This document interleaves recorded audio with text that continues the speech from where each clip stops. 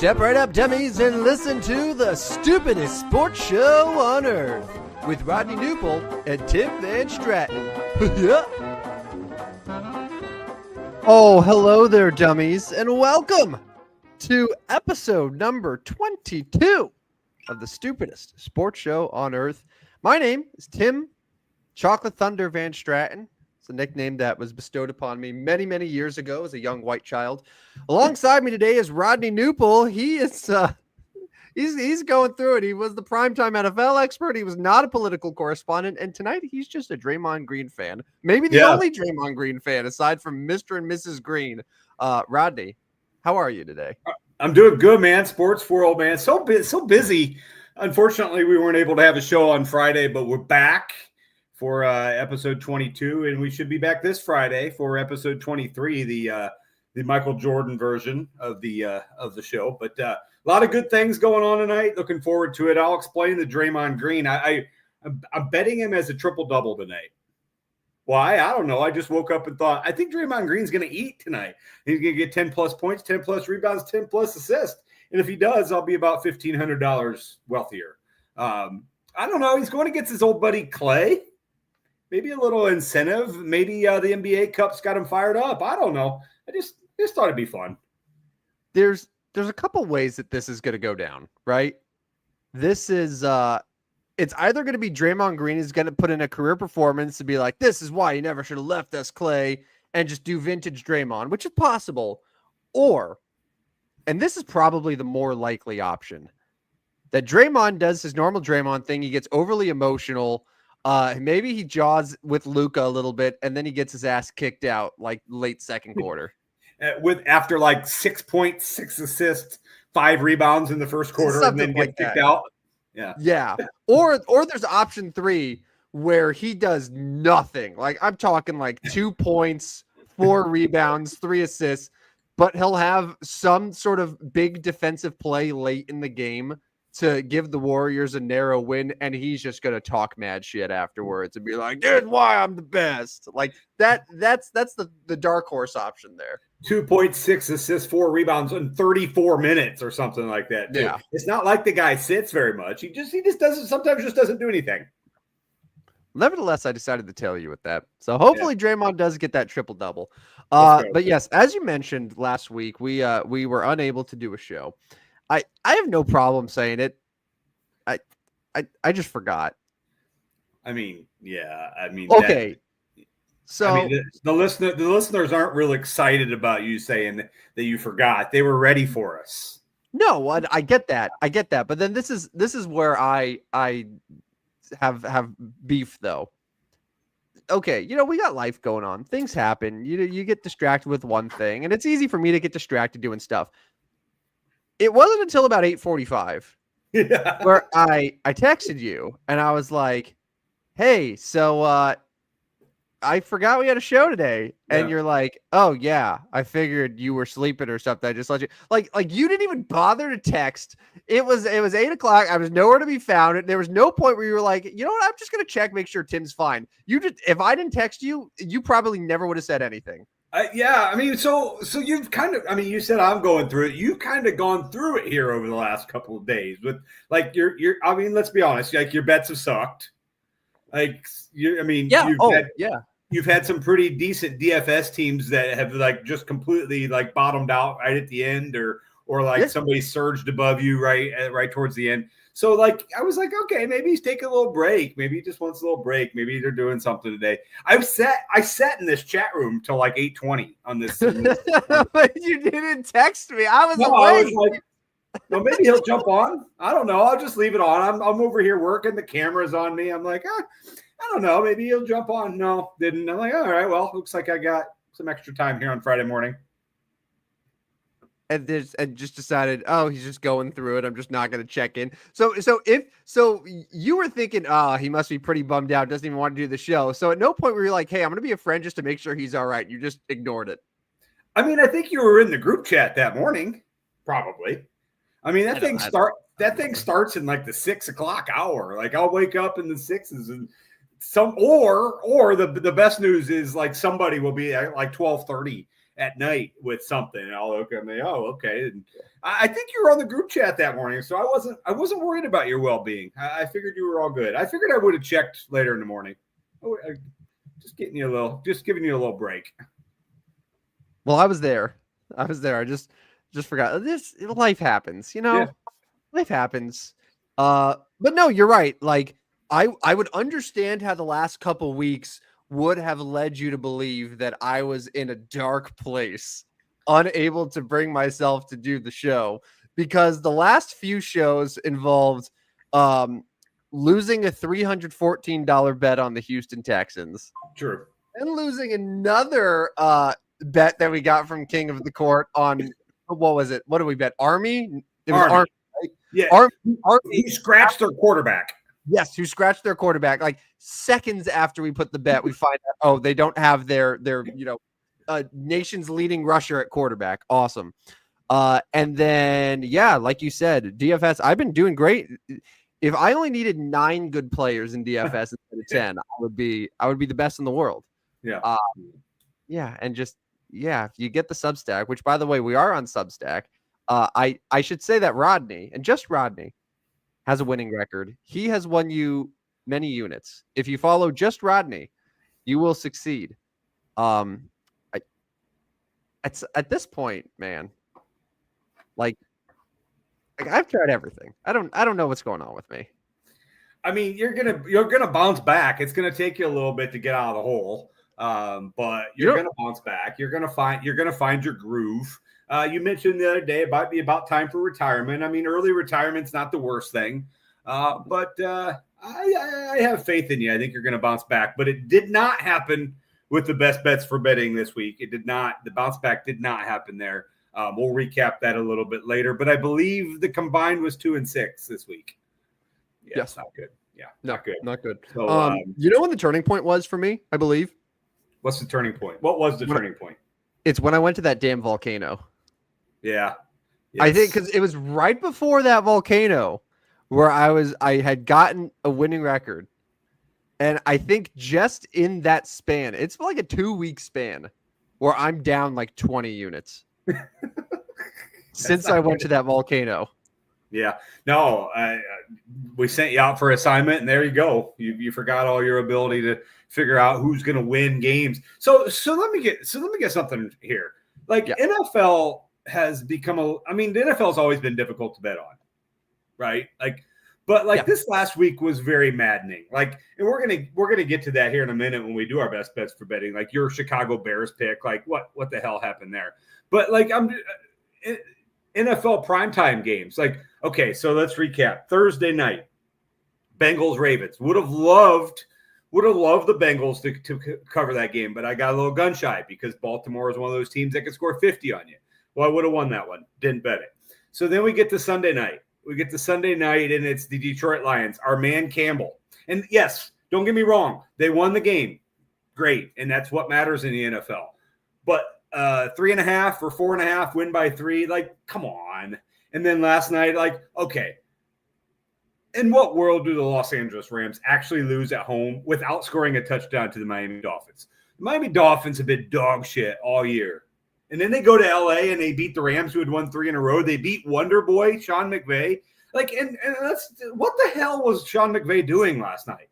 Like, what? 5 field goals and Matthew Stafford? Like, what? I don't know. I'm just hoping on week 11, starting on Thursday, with the betting the Nick Sirianni Philadelphia Eagles goes well for me. Yeah, the Monday night game was strange because there wasn't a single player on the field aside from the Rams kicker that had like a good stat line. Like from a fantasy perspective, and we're putting our showdown lineups together and all that. Like there was not a single person who was like, well, at least so-and-so ate. Like they were all pretty bad. Like every single player except the Rams kicker. And that's how you know that the that it was a bad primetime game. It was a stupid game.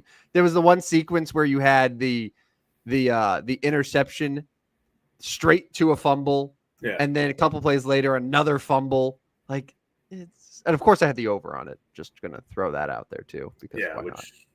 Yeah, I mean, like, what world do they actually 5 years? So you mentioned it this morning in our group chat. Like, if you put a showdown lineup together, your captain was the kicker. Captain Cardi won that. Are you kidding me? Like, in what? I just like no. There's no scenario where it's like, No, I think this game's no. going to end up with 5 Rams field goals, and it's going to be and like, okay, don't bullshit me on Malik Washington possibly being a decent play. Like, no, he had like 2 carries all year. He had like 1 catch all year. He scores the first touchdown. Don't in any world bullshit me. Oh, he could have been a good play. No.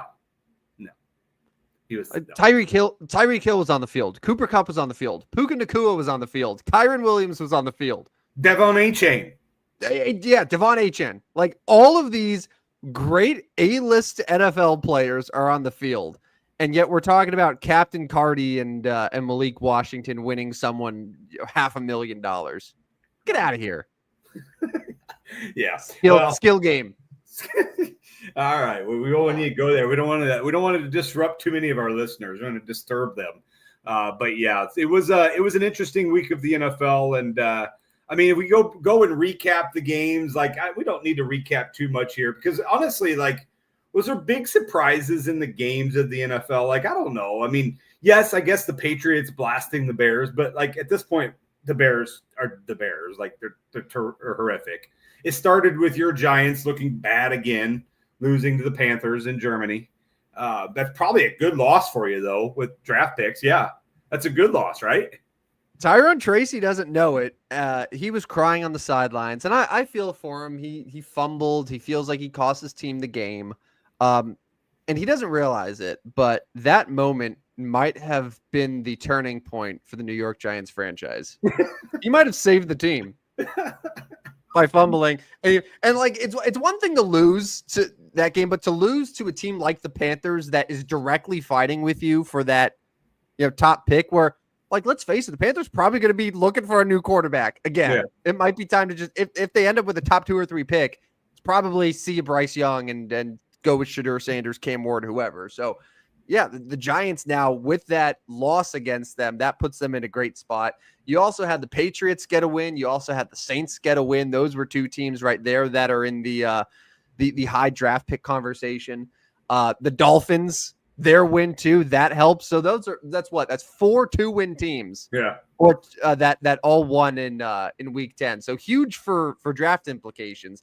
And now we just need some wins for the Raiders, for the Browns, the Titans, Jaguars. But the good thing about the Jaguars is that the Jaguars are probably the only one where I know for sure they're not going to go quarterback. True. That said, if they get the first overall pick,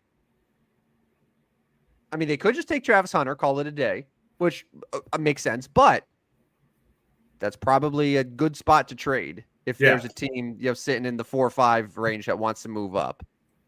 Which is somebody like the Raiders. Yeah, probably.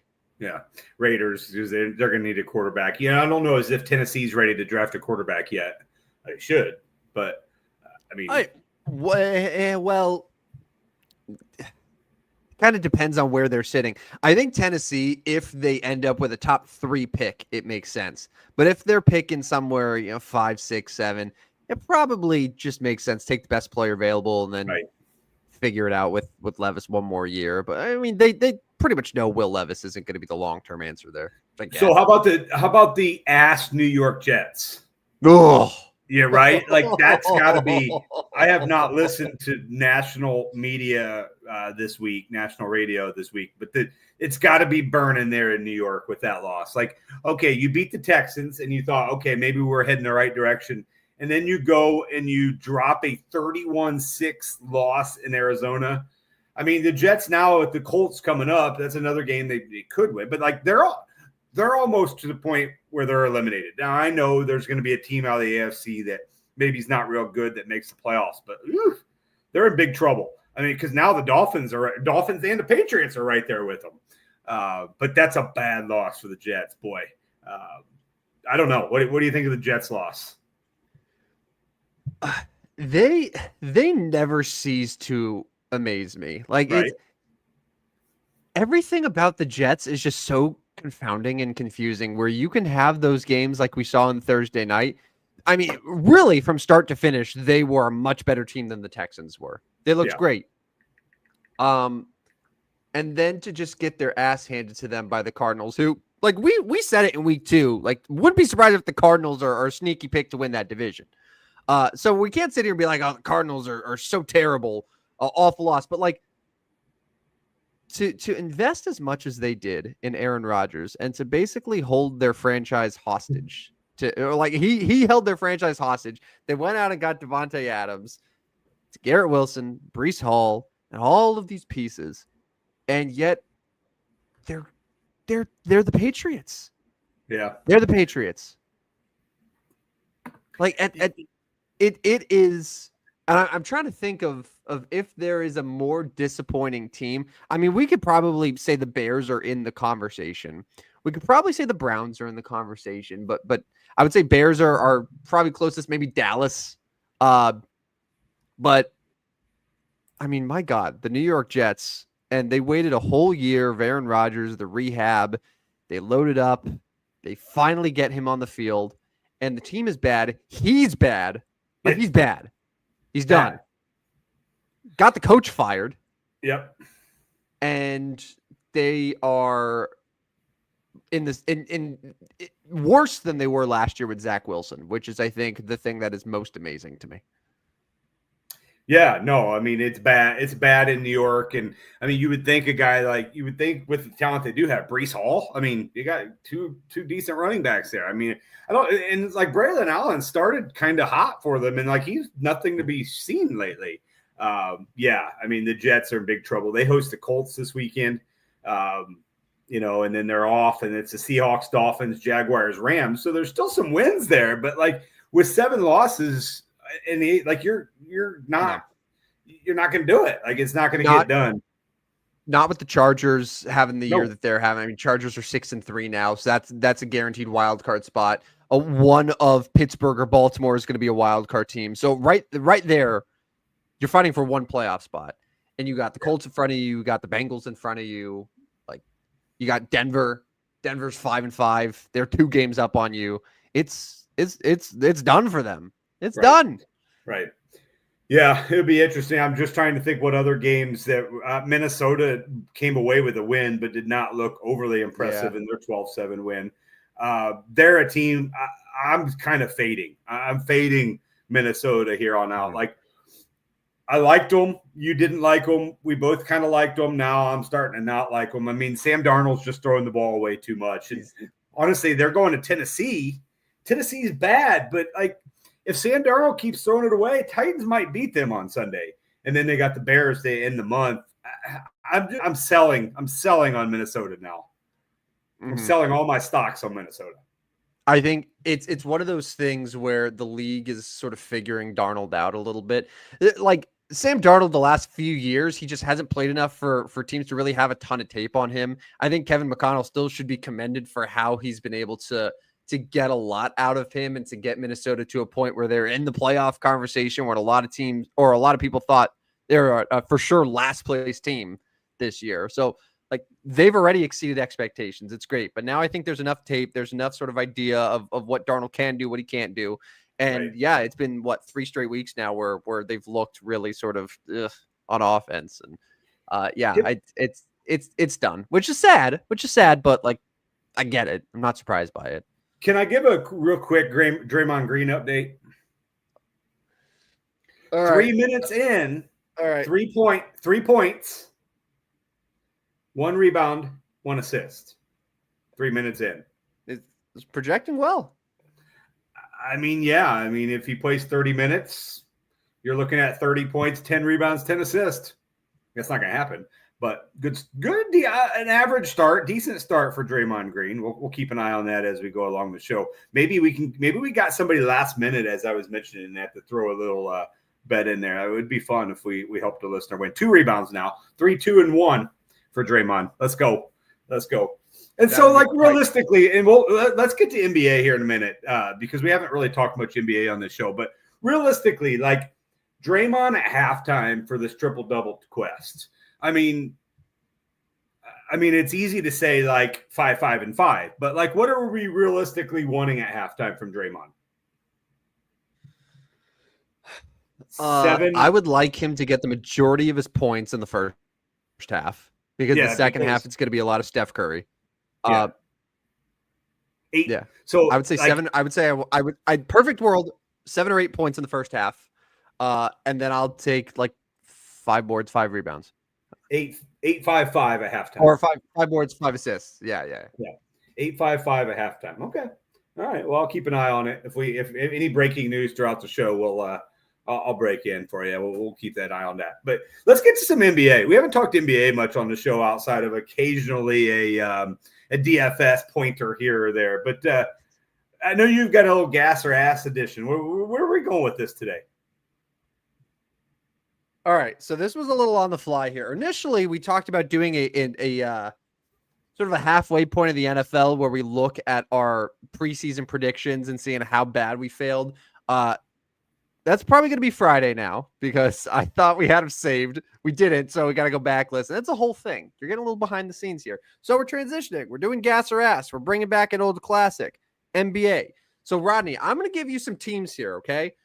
These teams, they're either going to be very, very good in the standings or they're going to have really bad records. And you got to say, and I'll remind you and everyone else of the rules here. Gas means yes, I buy in. That full gas, this is exactly what they should be, or ass, where it's like, I don't buy it. So it's kind of like you'll figure it out. Okay, I'll start with an easy one here. The Cleveland Cavaliers are 12-0. I'm assuming that we're not going to sit here and say that they're ass. However, is there a shot that the Cleveland Cavaliers could be the best team in the NBA? Rodney, gas or ass? So I'm basing gas or ass on if they're the best team in the NBA. Well, they are undefeated, 12-0. Yeah. They have a point differential of 12. It's 3 better than Boston, who, by the way, for those listening, the Celtics lost to the Hawks, who had like 4 healthy players tonight. So just for the, but like I really like Cleveland. Their starting 5 is really, really solid. Yeah. They got a new coach, seems to be working. But I'll let you give some thoughts here on the Cleveland Cavaliers, whether you think they're gas or ass. Yeah, so the team itself obviously is gas. We can't say a 12-0 team is ass, but their aspirations of winning the NBA title, their gaspirations. Their gas are ass for me. Boston Celtics still the team to beat in the East. And I could name a slew of teams in the West I think would beat them in the finals if they were to get there. And I still think you're going to see somebody I'm looking at the Eastern Conference standings. Yeah, I was just going to bring it up because I'm looking too. And honestly, the way that it's shaping right now, that's bad, isn't it? That's bad. That's bad because like the Pacers, okay, you can score 130, but when you give up 140, that's not going to work in playoff basketball. Not going to work. Orlando Magic, you're above water here without Paulo, our boy Paulo, rest in peace. But Magic aren't ready to win an Eastern Conference Finals yet. Brooklyn Nets, New York Knicks. I still think the Knicks are going to get there. The Knicks will be good. Yes. There. So if Cleveland doesn't get that 1 seed and falls to a 2 eventually, you're going to probably see the Knicks in the second round. And I don't know as if Cleveland likes that matchup, having to play, a couple games in the Garden. But Cleveland's good. So don't get me wrong. They are gas as a team.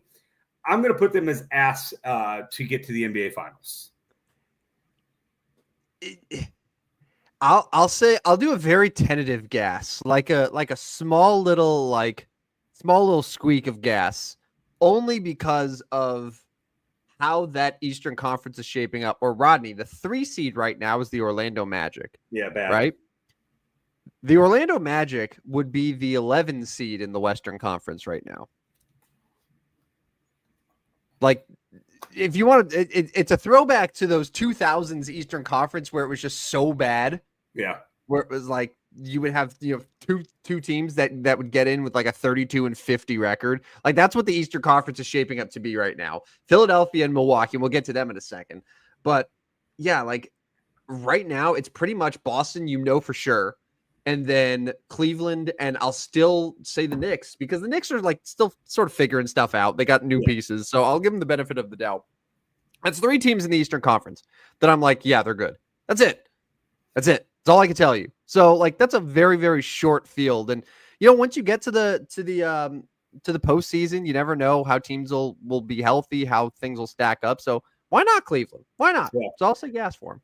Yeah, no, I like that. I like that roster, like the top 5. Karis LeVert coming off the bench, scoring a bunch for them. So it is a nice team. I will give them that. Now, you Cleveland, you got a nice squad, better than your football squad.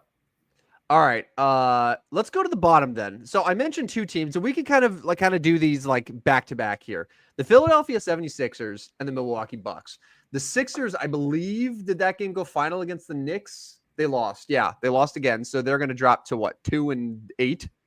The Bucks are going to win. They did win. Yes. So now they're 3-8. So, but still, they're very, very bottom of the standings. Philly, had most of the year without Embiid. Now Tyrese Maxey's out. They have the injury excuse built in a little bit. In Milwaukee, I got nothing. So playing the gas, like they're both ass now, but are we playing the game of gas, meaning this is who they are? An ass is, I don't buy it. I think they're going to return. It's very confusing. I understand that now in hindsight. I'll start with Philadelphia here, and I'm going to say this is going to be an ass season for Philadelphia. Obviously, I'm not saying something that is like earth shattering here, but something's wrong with Joel Embiid, right? Like that's a problem that's going to linger all season. So without him, like the Philadelphia 76ers are ass. Obviously, Tyrese Maxey's out, and even when he does play and scores a ton of points, he's fairly limited. I don't like the construction of the Philadelphia roster. Paul George is going to miss time again at some point. I'm going Philadelphia ass for the season. Now, Milwaukee, on the other hand, I still think is going to figure it out. Now, the timetable on Damian Lillard is, a couple weeks? Well, it's concussion protocol. I don't know. It could be back as soon as tomorrow, but who knows? I'm guessing it'll be a bit. They're not gonna rush him back, but I do think he's gonna heat up. Giannis is still there. Chris Middleton eventually going to come back, score for him. Bobby Portis is obviously a big piece. I mean, this is the same roster that's been a lot of the roster that's been there before. I will go gas back with Milwaukee. I still think they can jump up to like a 4 seed in the East. I mean, we talked about those teams.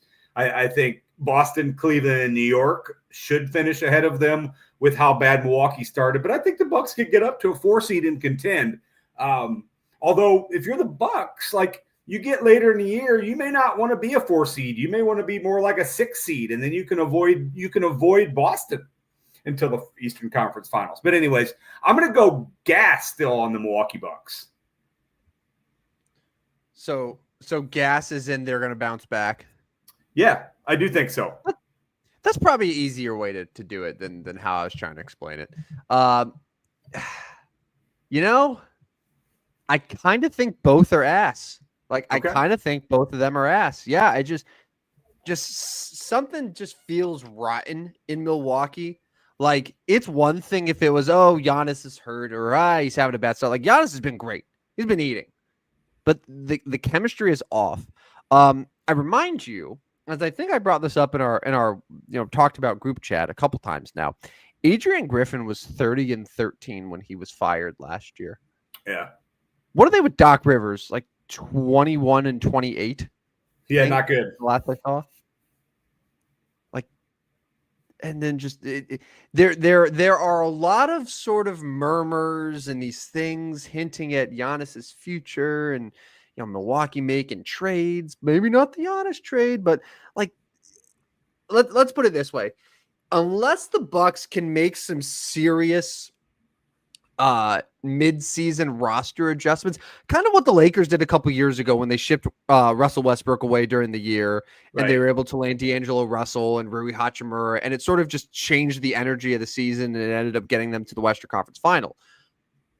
like unless Milwaukee could do something like that, I just don't see how this ends up being anything better than like a 7 or 8 seed for them. I don't think they'll miss the play-in round altogether. The East is just too bad for that. But like I just something feels rotten there, and I can't shake it. And Philadelphia, I think you're spot on. I think Joel Embiid. There's something off. I saw a notification that already he is questionable for tomorrow. So and it's just what he's going to be. Well, he said he's not playing back to back. So I mean, right. So I guess that. Well, but he didn't play a full game today, though, right? I mean, I think he ended up playing some decent minutes in that game. Let me figure that. Let me get that finalized here. But all that to say, like there are certain vibes, and I know that that's not sort of the correct way to approach it. But again, this is the stupidest sports show on earth. We could sit here and inundate you with facts, but like you could just watch them play basketball and you could tell something is just off. And both those teams, something feels off. So like, do you know who the Sixers play tomorrow? Cleveland. No. Cleveland. Trouble. They're in big trouble. He played. I think you'll get a really good understanding. He played 26 minutes tonight. So not awful, but not a complete game for him. Do you want a Draymond Green update? Yeah, hit me. Draymond Green with 5:28 left in the first has 5 points, 4 rebounds, 2 assists. He's gonna have to start dishing. He's gonna have to start passing the ball. He's got to start passing the ball a little bit for us. The 2 assists still concerns me. 6 minutes, 2 assists. He's going to have to get up to like 3 or 4 here in the first, and then get another 2 in the second, and get it like 6 because we need to get that 10. Like this isn't going to work at 10, 10, and 9. Like this has to be 10, 10, 10. But this is going to be fun to watch. I mean, Draymond Green's off to a good start here. Like this is going to help us. Anyway, how many fouls does he have? Oh yeah, that's a great question. He does not have a foul. There we go. Oh, he's hungry today.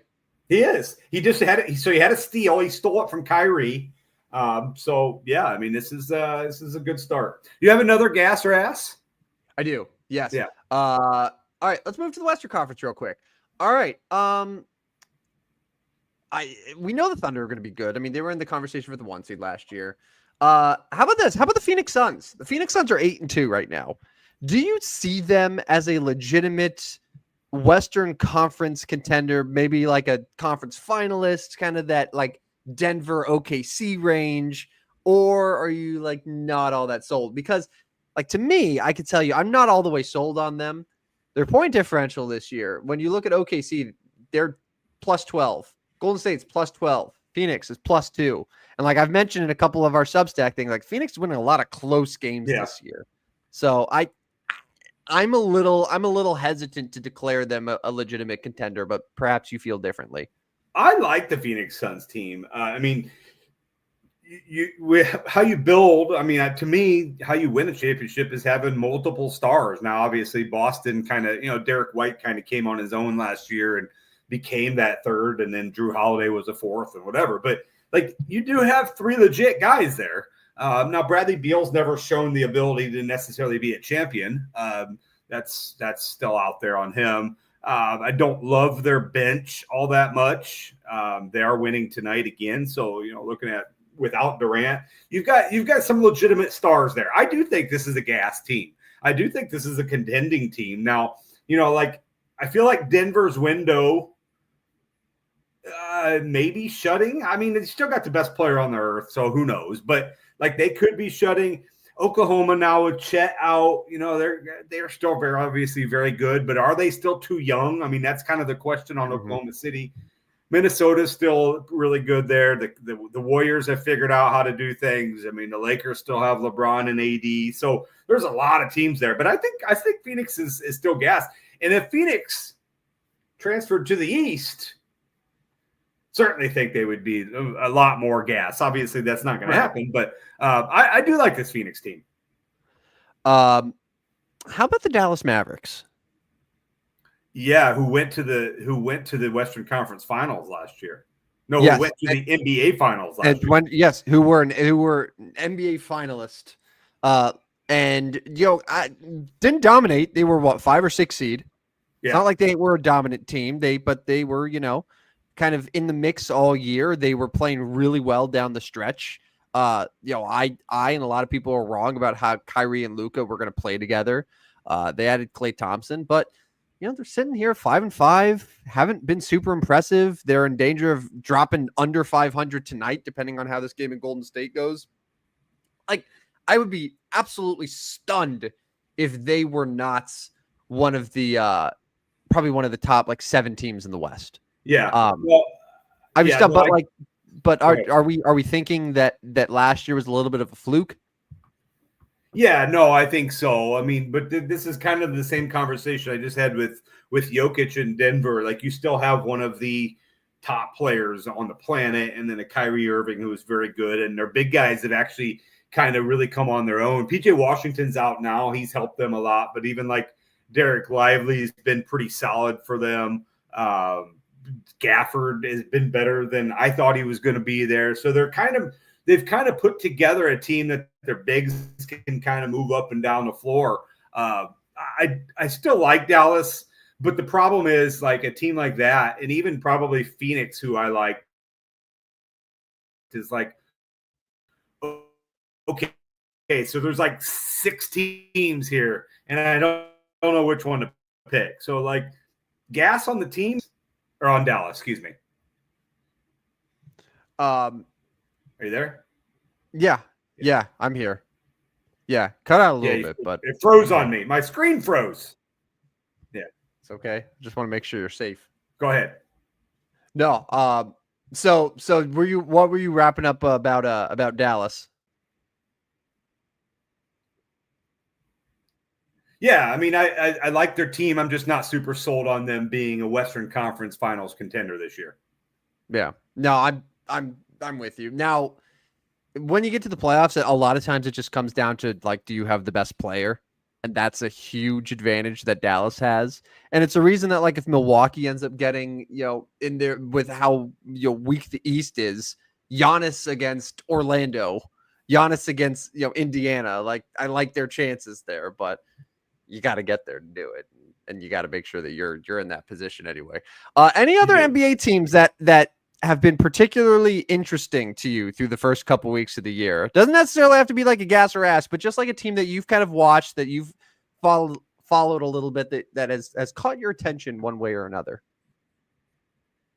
So obviously, we're both here in Illinois. The Chicago Bulls are interesting to me. They're not gas; they are ass.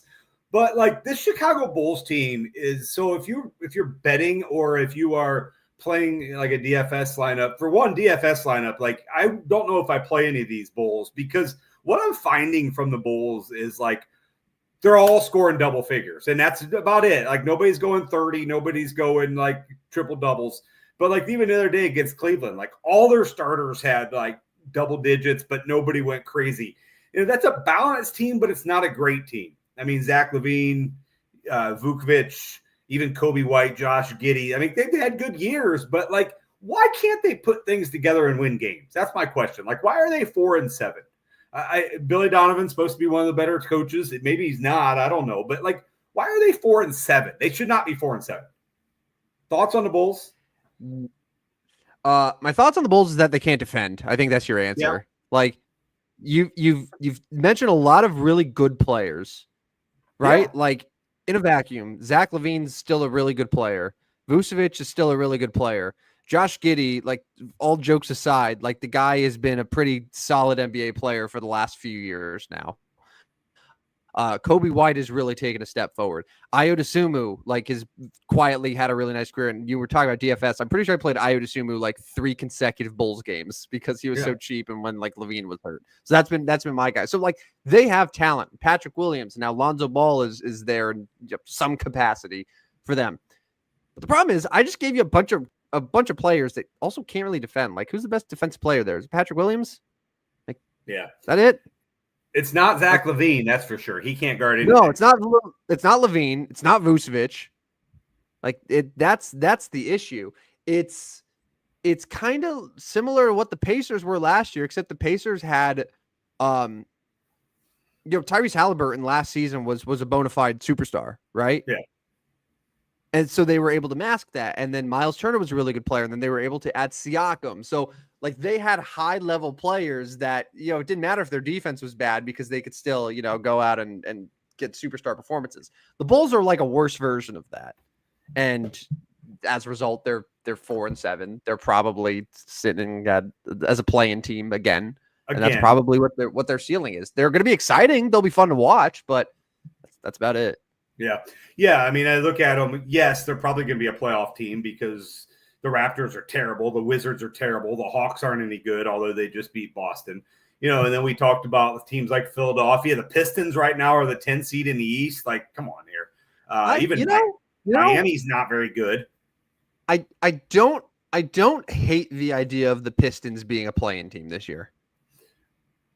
I mean, yeah, it's time, right? Like, shouldn't it be time? I would think so. And I think Cade Cunningham this year has gone from guy putting up decent numbers on a bad team to a legitimate dude who probably deserves an all-star spot, honestly, who's elevating his team. But yeah, like they're a solid group there in Detroit. I don't know if their ceiling is going to be more than just play-in team, but right. At least this year. But no, that's good. No, I like, and but it says a lot though that I'm probably more optimistic about the Pistons this year than the Bulls. Yeah. Yeah, no, that's probably the last team that I have to discuss. Is I'm so baffled the Bulls are 4-7, and why are you so bad defensively? Like figures giving up 120 points, that's pathetic. Yeah, I like the Rockets. I know you didn't ask me. Yeah, but that's been my intriguing team. They've quietly over the last couple of years been putting together a really solid group. Like they had the high draft picks, Jabari Smith and Sengun, who's probably one of my 10 favorite players in the NBA right now. And Jalen Green, right? But then they go and they give Fred VanVleet this pretty good deal. You get Dylan Brooks, who's kind of like a worse version of Draymond in a lot of ways, just with the attitude and things like that. But he's clearly been a good fit there. Like that's a pretty decent group in Houston. Ime Udoka's the coach. Like they're 7-4 right now. Do you think that is pretty indicative of where they are as a team? Because I'm not shocked that they've made a huge leap so far this year. Well, they're 7-4, but they've beat the Spurs 6 times. Right. No, that's a good point. They've played the Spurs in 80% of their games. So. I know. Like, I just don't understand. Like, why are the Spurs and Rockets playing again? I just don't understand it. But yeah, I mean, I like that Rockets team, and Sengun obviously is a DFS staple that we like to use. They're gonna be a top 6. I mean, they should avoid the play-in, maybe. I mean, there's a lot of good teams in the West, though. That's the problem. Yeah, there's a lot of good teams in the West. Yeah, the play-in right now, Lakers, Timberwolves, Clippers, Kings. Yeah, like come on. The only one I'm not. Well, okay, so I'm not buying the Kings. I don't love that Kings team. I know they have players. And like the Lakers probably shouldn't be there, and I know they're your team, but like, okay, like LeBron is still putting up good numbers, but like he's not going to lead them to another championship, right? Like that's not going to happen. And AD is going to get hurt. Like I don't know, like, but Minnesota's there. Like that's a team that went to Western Conference Finals last year, so West is going to be all sorts of crazy once the playoff starts. I like this. I like this NBA talk. We should do it more often. Yeah, man. I mean, we both follow the NBA pretty closely, and I mean, at some point we're going to get tired of the NFL. I might be getting there if I keep losing these primetime bets. All right, week 11, and we don't need to spend too much time on week 11, do we? Like everybody knows who's playing, right? No. Well, how about this? We will preview a lot of the week 11 slate on Friday. Yeah. But your Philadelphia Eagles are hosting the Washington Commanders Thursday Night Football. Your primetime expertise has taken a little bit of a hit the last couple weeks. Eagles are, I believe, a 3.5 point home favorite. Yeah, so I'm just gonna stop you right there. Like I'm taking a money line only. I'm So you not. think I'm they'll? not So you think they'll because I'm win? not gonna get. I'm not gonna get hooked by that. I'm not gonna get hooked. A great job, Vegas, because we know the Eagles are probably gonna win by a field goal here, right? The Eagles are gonna win at home. But then part of me is like, okay, Jaden Daniels is good, but like they're coming off a loss, and like I could see a spiral a little bit. Now, not a complete spiral tank job, but like we've all seen this before where like you lose a close one and then you kind of just you're not able to bounce back yet. I can see that too, but I think I just got to take money line and say forget it. Like Eagles money line or parlay, like maybe part of a parlay, like parlay the Eagles money line and like I don't know Lions or something and get my money back. I mean they're 13-point favorites against Jacksonville. That's not going to happen. Maybe like the Packers on the road. I don't know, but Eagles win this game, but at 3.5, unless I have a change of opinion here in the next 48 hours. I can't take 3.5. I know what's going to happen when you bet when you have 3.5. This is probably good news for you, given how bad my betting record has been. But I like Washington Of outright. course you do. You've loved Washington. Well, it's not just that. It's not that I was higher on Washington all year than you were. It's that I also think the Eagles are wildly overrated. But you don't. But you hate them. You I do. literally hate the I Philadelphia. do, but I also can admit when they're good at football. They're pretty good. But okay, so I'm going to say Fine. They're I'm gonna say fine. They're a fine football team that is in big games against good teams where their flaws will be exposed. so. Well, another thing that makes me nervous is I like the Lions the other night, and they had won what they're hot. They had won like 6 straight games. Yeah. I liked the Rams, who came in hot and won like 3 in a row, and the Eagles have won 5 in a row. Yeah. So obviously that makes me nervous that, okay, well, I know what's happening on prime time. But like you've got Jade Daniels coming in on short rest. Like this is his first time playing on this short rest. Like I'm taking Jalen Hurts, man. Like I don't know.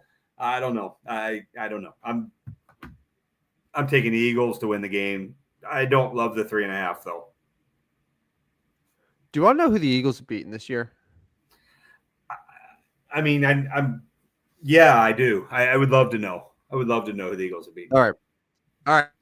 So week one, they beat the Packers in Brazil. So that was good. That was a good win for them. Week 3, they escaped with a win against the they had a late comeback there. They beat the Cleveland Browns at home by 4 points. Cleveland Browns, terrible team.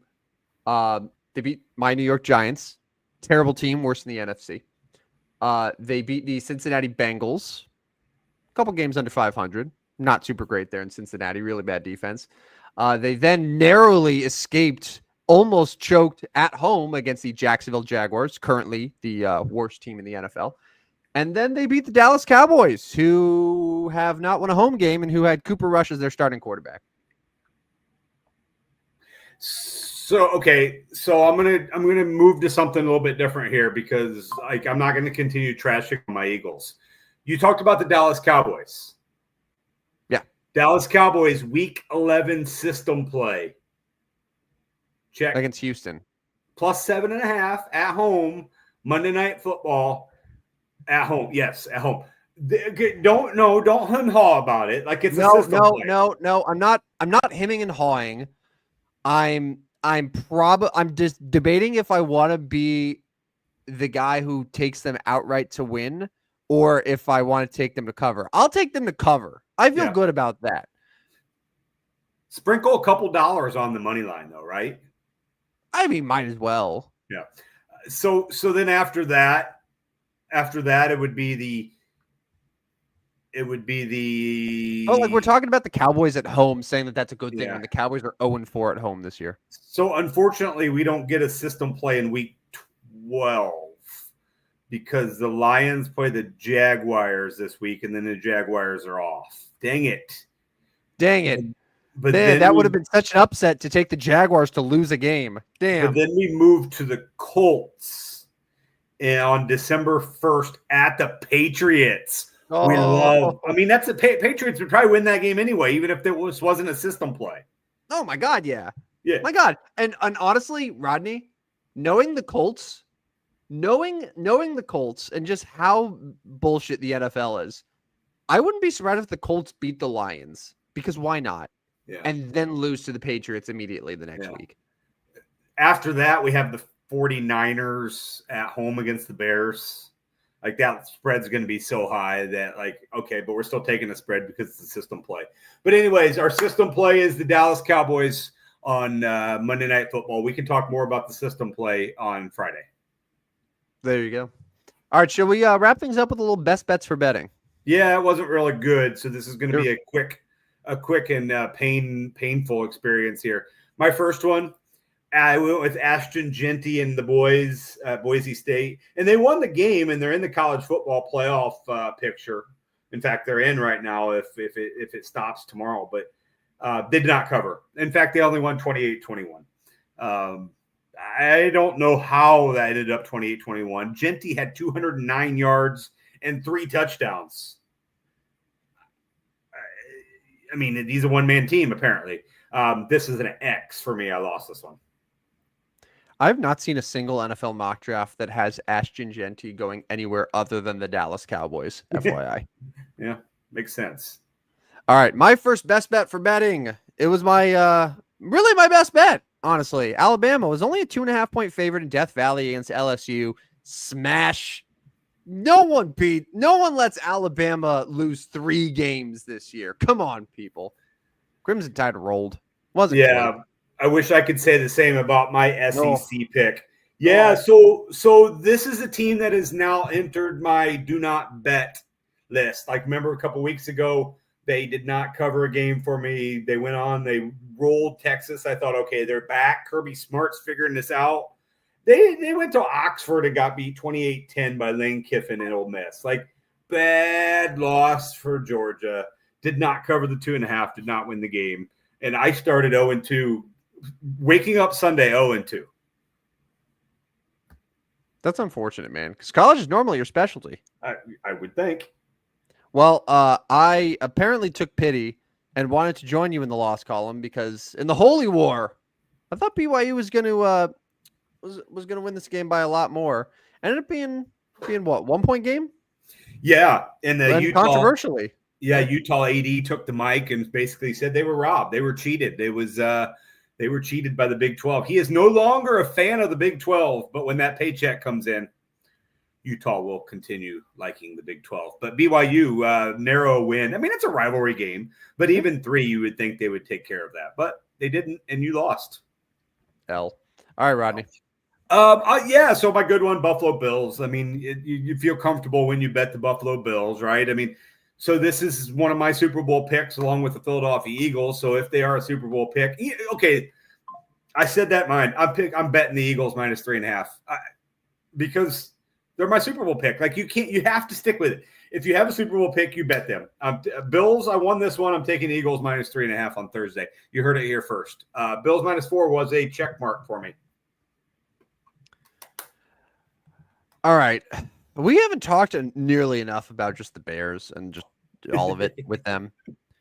With good reason. Like, they fired Shane Waldron finally. But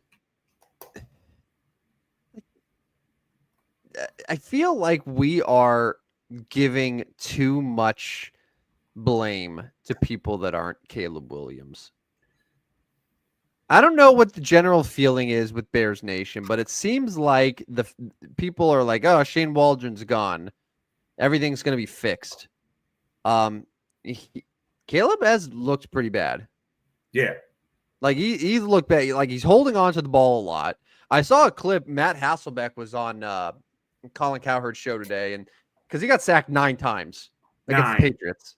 9. And Hasselbeck was saying, yeah, I went back and watched those sacks. I would probably say at least 6 of those were on Caleb.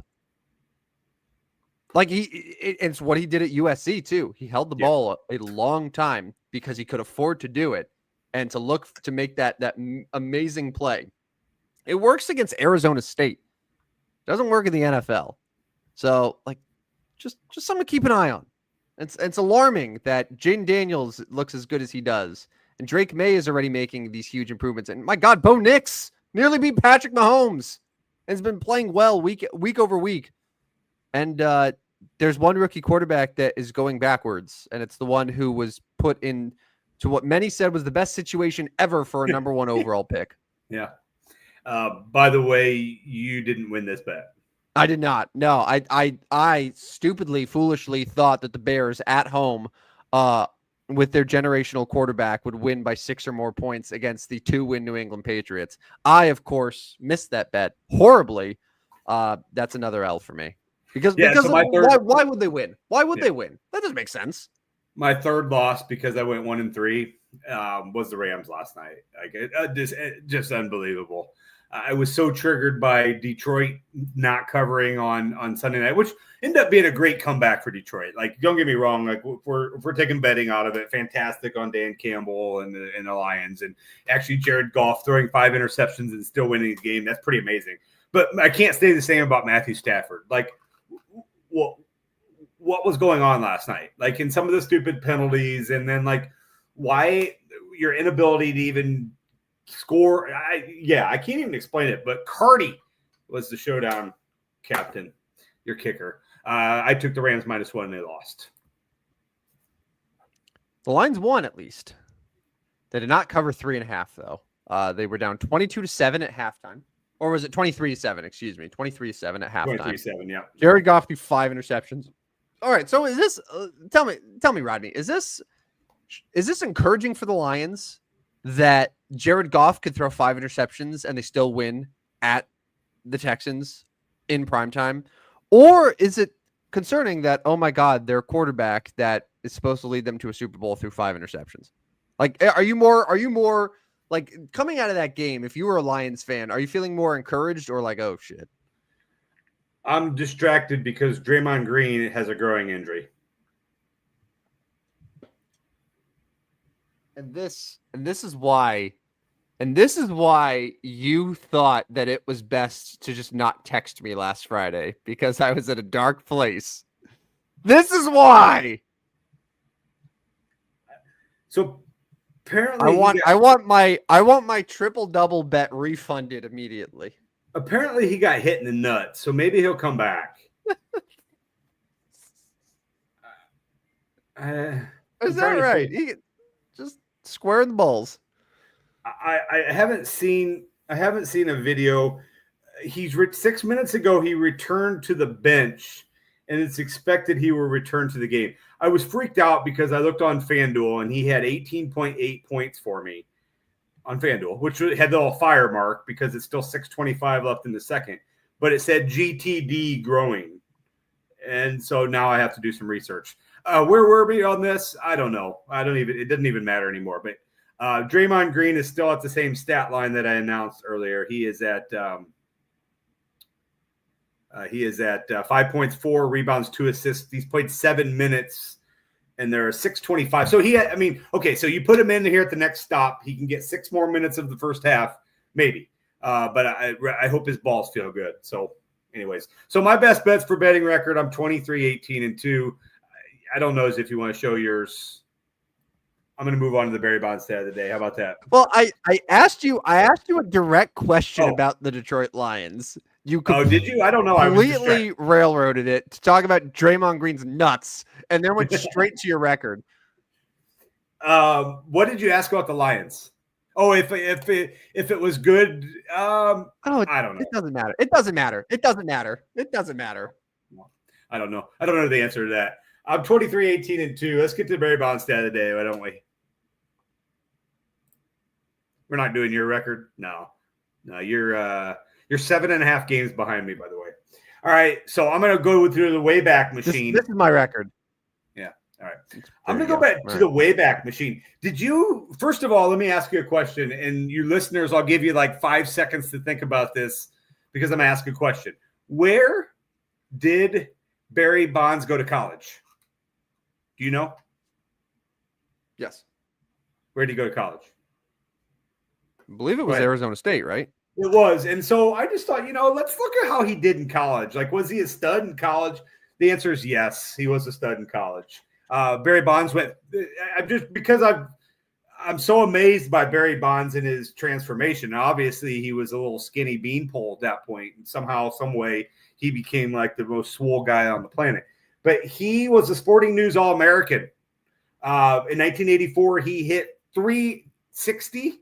He had 30 stolen bases, and then in 1985 season, he had 23 home runs. 23 home runs in college during the 1985 season is a lot. Like, that's a lot of home runs in college at that point. So while this one may not jump off the page as like, oh my God, like some of these stats, like this is still like, okay, this guy's good. So your Barry Bonds stat of the day today, 1985, Barry Bonds, 23 home runs, 66 RBIs, 368 batting average, and was a Sporting News All-American. That is your Barry Bonds stat of the day. Thank you, Rodney, for sharing with us that the greatest baseball player of our lifetime was good at baseball in college. I needed to know that. Draymond Green is back in the game with 6:25 left. Good. And all of the people that get to listen to this podcast after the fact will definitely appreciate this live Draymond Green update from Tuesday night's show. Thank you. But at least I remembered the show. Okay. How about text me next time, buddy? How about text me? If for whatever reason I'm not there in my normally appointed time, how about just be like, hey, Tim, you live? You all good? You good? What if I wasn't? Then you would have looked real stupid. Yeah, I would have found out about 10 or so. I would have been like, hey, yeah. Anyways, no, all good. No more Draymond Green updates. You can follow us on Twitter at Stupid Sports Show, no W. Not on X, but on Twitter. There's a rumor. Is Twitter or X going away? No. Okay, so I know that a lot of people with integrity in quotes are moving to that blue sky, which was started by the guy who created Twitter. Because Twitter, now X, has become sort of a hellscape in many, many ways. So blue sky, and it dropped last year, and I think it was initially invite only. Like you could join, and then you got to send invitations to X amount of people only. But now I think you can join whatever. So maybe we check out Blue Sky and we see what the situation is. I don't know. Could be a chance for the Stupidest Sports Show to explode right away on there. Yeah. I don't know about that, but yeah. So you can follow us there. Why don't you give the whole spiel about where you can listen to us? Yeah. So in case you are listening to this show weeks from now, and you're like, hey, Rodney, giving those live Draymond Green updates from November 12th. Oh, that was awesome. You can listen to that and all of our other previous episodes on Spotify, Apple, iHeart, pretty much anywhere you get your podcasts. Just find us, the Stupidest Sports Show on Earth. And while you're there, I don't ask for much, but make sure to rate, subscribe, review, unsubscribe, resubscribe, re-review. Just like pump the numbers up, because that's the only way we're going to defeat McAfee. Because I got to be honest, he has gained a significant amount of ground on us. So. Well, we didn't have a show last week. No, that's what it was. Yeah, we were neck and neck with McAfee, but then because I forgot the show last Friday, now it's back to square one. But you know what? I'll tell you this, Rodney. If Pat McAfee wasn't in his studio, I bet one of his producers would shoot him a little text, be like, "Hey, Pat, you coming?" Do you think AJ Hawk is just going to sit there in his wherever his library that he does the show and just not ask where Pat is? I mean, come on, get a clue. I'm going to throw this on you now. This is your fault.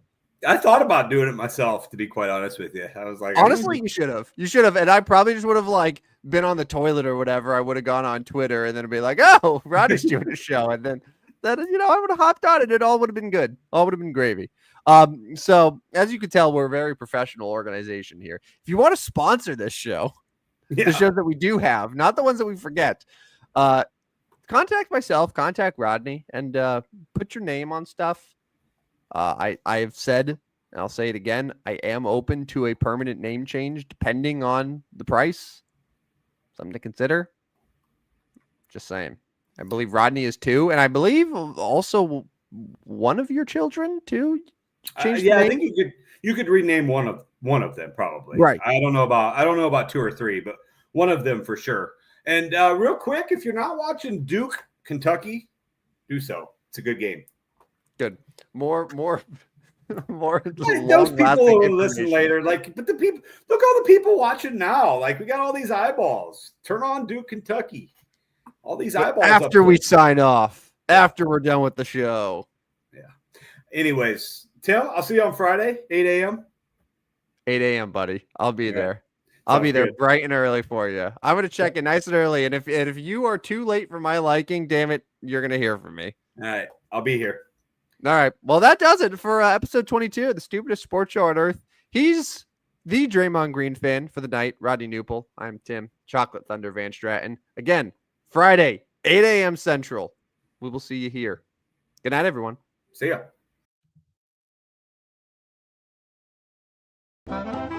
Step right up, dummies, and listen to the stupidest sports show on earth with Rodney Newple and Tim Van Stratton. Yeah.